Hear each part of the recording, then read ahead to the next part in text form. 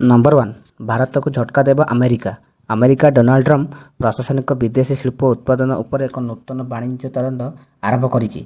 Report अनुसार America supreme court एक आर्थिक जरूरीकालीन परिस्थिति को नजर रखी ट्रम्प पूर्व आमदानी शुल्क को प्रत्याहार करने पर यह कार्यानुष्ठान ग्रहण कर नूतन तदंत भारत समेत 16 देशर प्रमुख अर्थनीति को सामिल अच्छी। अमेरिका वाणिज्य प्रतिनिधि जेमिसन ग्रियल आनुष्ठानिक भाव में घोषणा कर सरकार 1974 वाणिज्य आईन धारा 301 अनुसार तदंत आरंभ करेंगे। यही तदंत पर अमेरिका देशगुड़िक समग्र उपर नूतन आदानी को टिकस लागू कर।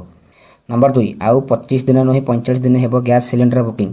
ईरान एवं अमेरिका इजराइल मध्य युद्ध प्रभाव सारा विश्व में अनुभूति होउछि। भारत किसी अंचल एलपीजी सिलेंडर को नहीं अराजकता देखा यही समय ग्रामांचल एलपीजी सिलेंडर को बुकिंग अवधि 25 दिन 45 दिन वृद्धि कर। रिपोर्ट आसी सहरांचल सिलेंडर बुकिंग संपर्क कौन सूचना दि जाना। नंबर 3 ग्रीष्म प्रवाह समय राज्य में हेब नहीं विद्युत काट। अंशुघात को मुकाबला करने राज्य सरकार व्यापक प्रस्तुति आरंभ कर क्रम राजस्व विपर्यय परिचालन विभाग शक्ति विभाग को कड़ा निर्देश देते। ग्रीष्म प्रवाह समय राज्य में कौन अंचल विद्युत काट हेब नहीं। राज्य सरकार ग्रीष्म प्रभाव को मुकाबला करने सुदृढ़ योजना परिष्कार कर। नंबर 4 ओडिशा को मिला नुआ अमृत भारत ट्रेन 102टी विशेष ट्रेन।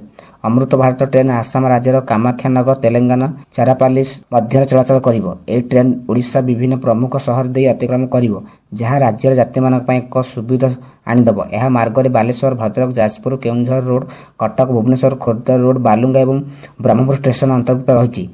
नंबर 5 2 तैल टैंकर उपर ईरान आक्रमण जड़े भारतीय निहित।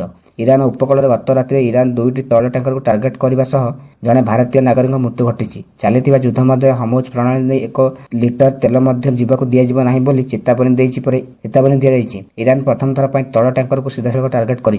नंबर 6 केउठी वर्क फ्रॉम होम आउ केउठी स्कूल बंद। ईरान उपर अमेरिका इजराइल आक्रमण पर पूर्व लगी संघर्ष को तैल गैस दाम वृद्धि मध्य भारत समेत एशियान देश शक्ति बचाइवाई आर्थिक प्रभाव को ह्रास करने अनेक जरूरीकालीन पदक्षेप नि। विशेषज्ञ अनुसार एशियार निजर मोट तैल आवश्यकता पाखापाखि 60% पूर्व आमदानी कर। एनर्जी मार्केट रे उत्थान पतन प्रभाव यही क्षेत्र में सबुठ अधिक पड़ी था।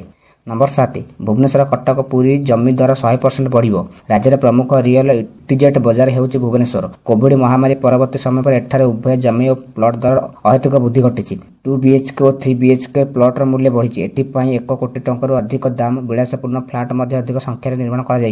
नंबर 8 ईरान में फसंती 9000 भारतीय। ईरान में प्राय 9000 भारतीय नागरिक फसी रही सूचना देती भारतीय वैदेशिक मंत्रालय। वैदेशिक मंत्रालय मुखपात्र रणदीप जयसवाल कहते ईरान विभिन्न सहर छात्र माने व्यवसाय और पेशाजीवी और तीर्थयात्री माने अटकी रही। से कहते ईरान थिबा अनेक भारतीय नागरिक माने सुरक्षित रहे बोली घर को फेरे आणाजिवो। नंबर 9 आईएएस स्तर में अदल बदल। प्रथमेश हेले मालकानगिरी जिलापाल। वरिष्ठ प्रशासन मनीष अग्रवाल को समन्वय विभाग रजिस्ट्रार भाव अतिरिक्त दायित्व दिखाई। सेहीपरि प्रशासनिक स्फूर्तिरंजन प्रधान को स्मार्ट अप ओडिशार मुख्य कार्यनिर्वाही अधिकारी सीओ भाव नियुक्ति कर। वरिष्ठ आईएएस सिद्धांत दास को संपद विभाग निर्देशक भाव दायित्व दिखाई। नंबर 10 हमरुजा प्रणाली पार हो मुंबई में पहुंचला भारतीय तैल टैंकर। 12 दिन पहुंचा पर मध्यप्रदेश युद्ध एपरी मध्य भारत पर आश्वस्तिकर खबर आसी। साउदी अरब एक अश्लील तैल जहाज को सुरक्षित मुंबई में पहुंची। यह विपज्जनक हमुजा प्रणाली दी जाइछि। युद्ध जो भारत को अश्लील तैल जोगाण अभाव विशेष आलोचना होता। यह समय यह बड़ आश्वस्ति बोली सूचना दी।